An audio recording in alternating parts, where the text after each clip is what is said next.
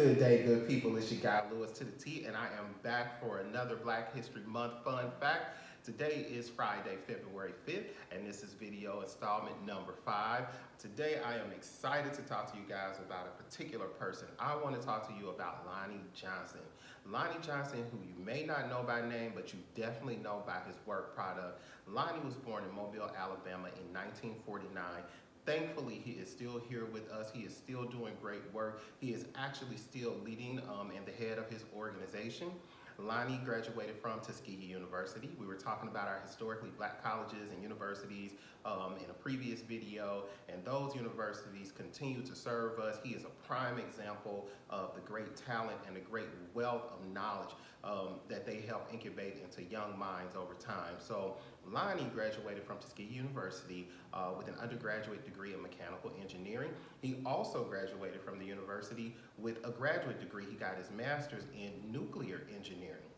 He went on to become an Air Force engineer. He worked as a NASA scientist, and along the way, Lonnie created over 100 patents, and to this day, there are still 20 patents pending with his name on it because of the great work that he's done.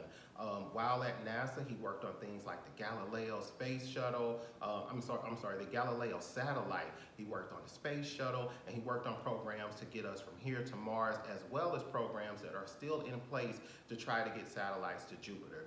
So Lonnie is a very serious scientist. This is, he was all about the academics, all about the business of science, and we know him for something that we wouldn't consider science at all. There is science involved, of course, but you would have never known it if you grew up in the late 80s or if you grew up in the 90s.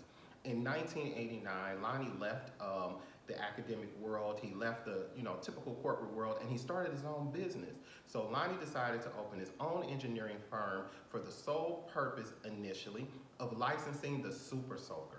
So the Super Soaker, everybody loves water guns and everybody likes to have water balloon fights, but when the Super Soaker came around, it changed the game. Again, if you grew up in the 90s, you know about the Super Soaker. You know that you had to have these water fights, these water gun fights, and if you had a Super Soaker, you were bound to win. Not only did he license the Super Soaker, one of his inventions, but he was also responsible for the Nerf gun and just many other derivatives of that particular product. They start producing them all along the way. He initially licensed to Hasbro. I'm not even sure if they're still around, but Lonnie's still around.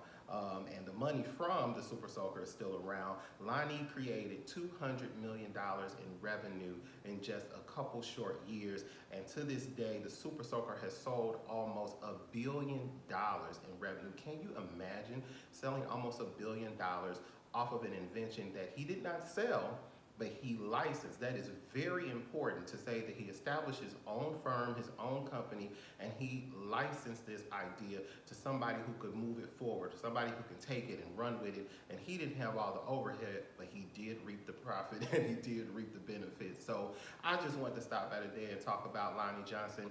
He is still doing the work. Like I said in the beginning, he is created a partnership with actually an alumni from Tuskegee University and an alumni from Tulane University, two historically black colleges and universities, and they are actually in the process of developing something that would transform heat energy into electricity.